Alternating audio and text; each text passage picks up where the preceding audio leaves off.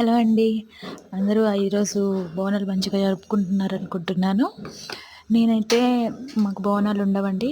ఎందుకంటే మాది ఖమ్మం సైడు. మేము బోనాలు చేసుకోము. మాకు తెలీదు.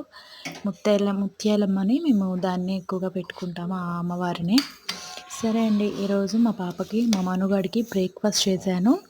మా మనుగాడికి 19th మంత్ కంప్లీట్ అయ్యి 20 నడుస్తున్నాయి. చిన్నపిల్లలకి ఇలాంటి బ్రేక్‌ఫాస్ట్‌లు ఈవినింగ్ స్నాక్స్ టైప్‌లో కూడా పెట్టొచ్చు. ఇవి పిల్లలకు చాలా హెల్తీ ఫుడ్ అండి. మనం పిల్లలకి హెల్తీగా ఉండాలనే చూసుకుంటాం కదా ఏ మదర్ అయినా. నేనైతే నైటే 2 స్పూన్ల అటుకులు ఇవి చూసుకొని వేసుకోండి. కొన్ని వేసుకున్నా సరే బాగా వాటర్ పీల్చేసరికి ఎక్కువ అవుతుంది. నేనైతే ఒక 2, 3 స్పూన్స్ అటుకులు నానబెట్టాను. నైటే నానబెట్టుకోవాలండి. విత్తనం తీసిన డేట్స్ ఒక 3, బాదం నానబెట్టి పొట్టు తీసాను ఒక 3, జీడిపప్పు ఒక 3 వేసి కాచి చల్లార్చిన పాలు కూడా కలిపి కొంచెం కొంచెంగా వేస్తూ మిక్సీ పట్టుకోవాలి. కొన్ని వాటర్ సిమ్లో పెట్టుకోవాలి. ఇవి డేట్స్ నానబెట్టిన వాటర్ కొన్ని మిగిలితే దాంట్లో పోసాను.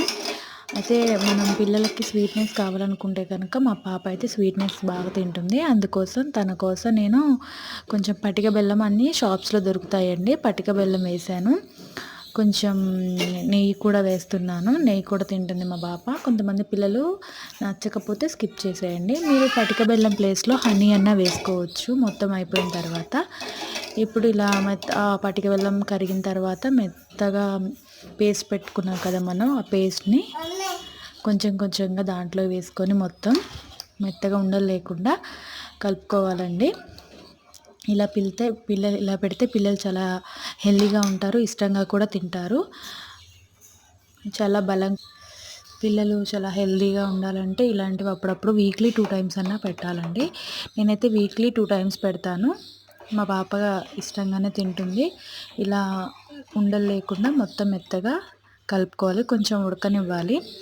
అటుకులు పచ్చివి కదండి, అన్నీ నానబెట్టాను. అయినా సరే కొంచెం పచ్చిగా ఉంటాయి కాబట్టి కొంచెం బాగా ఆ వాటర్లో ఉడికిన తర్వాత దగ్గర పడిన దాకా కొంచెం ఉడికించుకోవాలి. ఇలా సిమ్లో పెట్టి కలుపుతూ ఉండాలి, లేకపోతే మాడిపోతుంది. ఇలా సిమ్లో పెట్టి కలుపుతూ ఉంటే మంచిగా దగ్గరకు అవుతుంది. అయిన తర్వాత మనం స్టవ్ ఆఫ్ చేసుకొని కొంచెం చల్లారిన తర్వాత చిన్నపిల్లలకి తినిపిస్తే గోరువెచ్చగా ఉన్నా పర్లేదు, పూర్తిగా చల్లారిన తర్వాత అయినా పిల్లలకు తినిపిస్తే చాలా బాగా ఇష్టంగా తింటారు.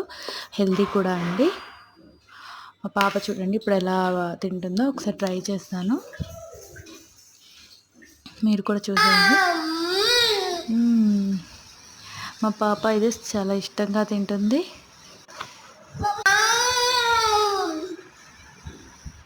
కొంచెం